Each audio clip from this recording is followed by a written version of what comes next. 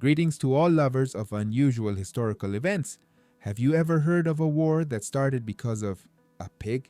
Sounds like a joke, doesn't it? However, there really was a case in history when one grunting animal almost led to an armed conflict between two powerful nations. Imagine this: the middle of the 19th century, disputed territory between the United States and the British Empire, and at the center of it all, an ordinary domestic pig that accidentally crossed someone else's garden. This incredible story shows how sometimes the fate of entire peoples and even continents can depend on the most insignificant incidents. If you like little-known and amazing facts from the past that don't make it into traditional history textbooks, be sure to subscribe to our channel and turn on notifications.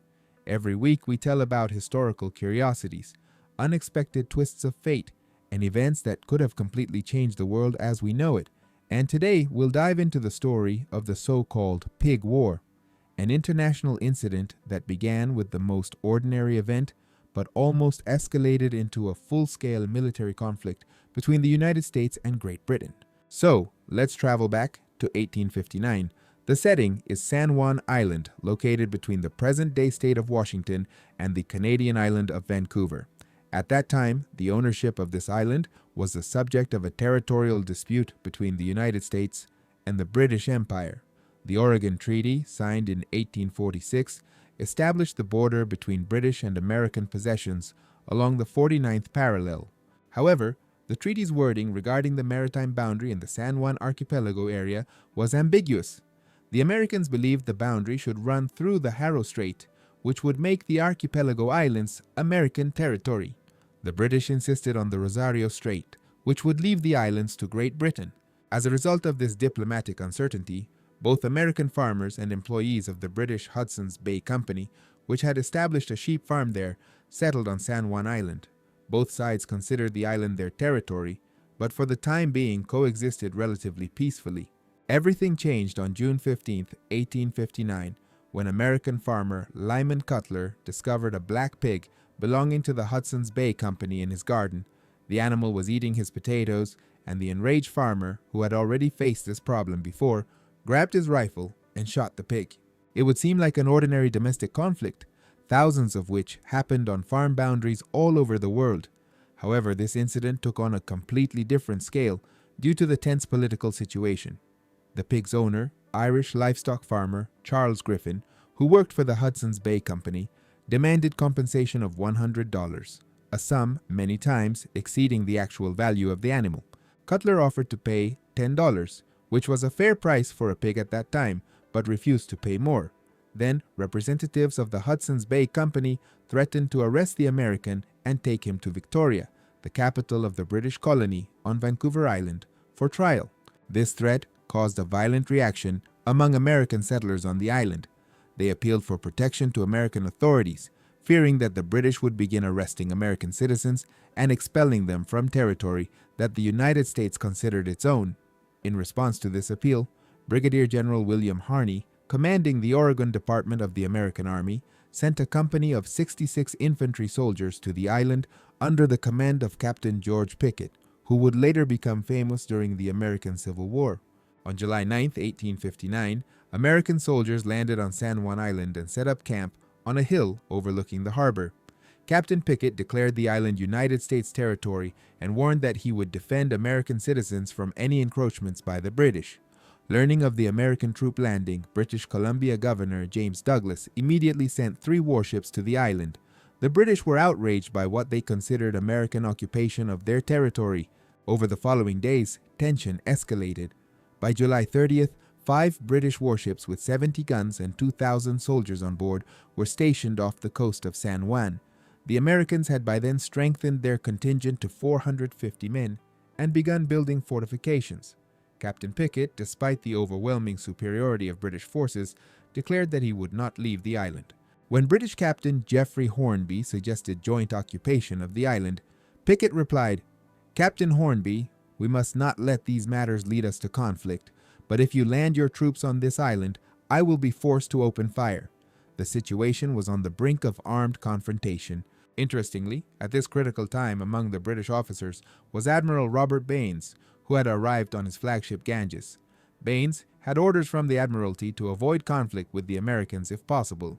Therefore, despite having the opportunity to easily crush the American detachment, he refrained from attack.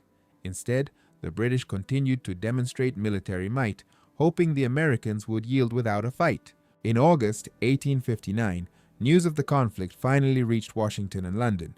The reaction of both countries' governments was completely different from what the military on the ground expected. Both United States President James Buchanan and the British government were alarmed that a local dispute over a pig had nearly led to war between two major powers. President Buchanan immediately sent General Winfield Scott to the Pacific coast with authority to resolve the conflict peacefully. Scott was a veteran diplomat who had previously successfully resolved several border disputes between the United States and Britain. General Scott arrived in October and immediately began negotiations with Governor Douglas. He proposed withdrawing most American troops from the island if the British agreed not to occupy it with their forces until the final decision on territorial ownership. After several rounds of negotiations, both sides agreed to joint occupation of the island. The Americans placed a garrison at the northern end and the British at the southern end until diplomats resolved the territorial dispute. Amazingly, this temporary arrangement lasted 12 years. American and British soldiers lived on the island side by side, often in friendly relations, holding joint holidays and sporting events. In fact, this was one of the first peacekeeping troop deployments in history, although formally such a concept did not yet exist. The final resolution of the territorial dispute occurred only in 1872 when German Emperor Wilhelm I, acting as an international arbitrator, awarded San Juan Island to the United States.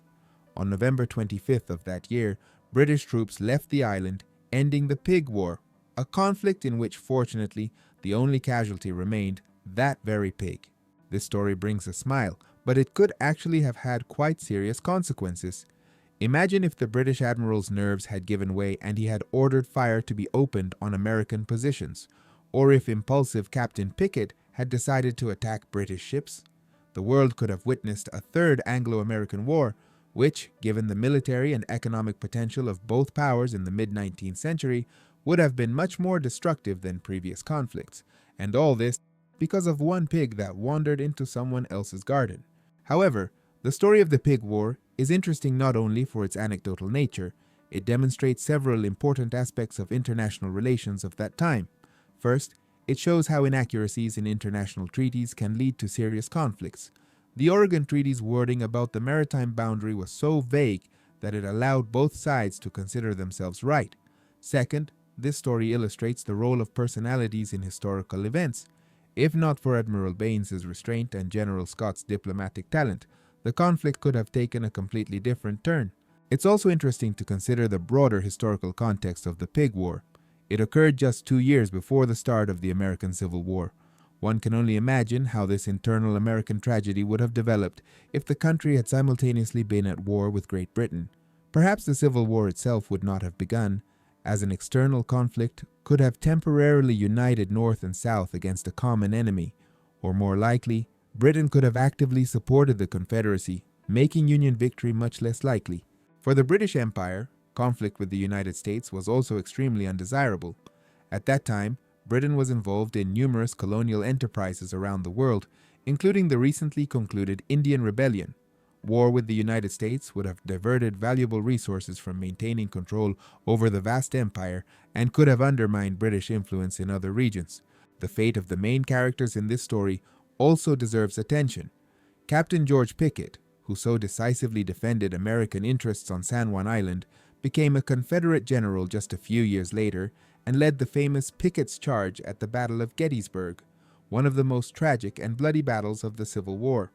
Governor James Douglas, representing the British side, was one of the founders of British Columbia and later became known as the Father of British Columbia. As for San Juan Island itself, today it is part of Washington state and is known for its scenic landscapes, ocean views, and of course historical sites related to the Pig War. The American Camp, British Camp, National Historical Park preserves the memory of those events and attracts tourists interested in this unusual episode of American-British relations. And what happened to the main culprit of the conflict? That very pig. Unfortunately, little is known about her. We only know that it was a large black pig belonging to the Hudson's Bay Company and that she had a habit of wandering onto American farmer Lyman Cutlar's plot. After the animal was shot, its carcass was probably used for its intended purpose, for food. But although the pig itself ended its life quite prosaically, the memory of her lives on in history as the animal that nearly caused a war between two great powers. This story raises an interesting question. How often in history have seemingly insignificant events become the cause of serious international conflicts?